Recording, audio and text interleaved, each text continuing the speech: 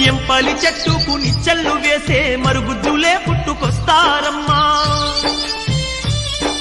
కలికాలం మధ్యాహ్న కపట స్వాములు జనుల సంపదను దోచుకుంటారమ్మా.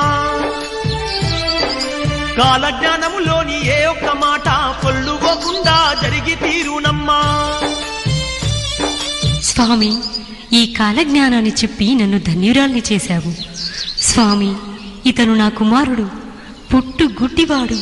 వీనికి చూపునిచ్చి వీడి జీవితంలో వెలుగు ప్రసాదించి మమ్ము ఆశీర్వదించండి స్వామి.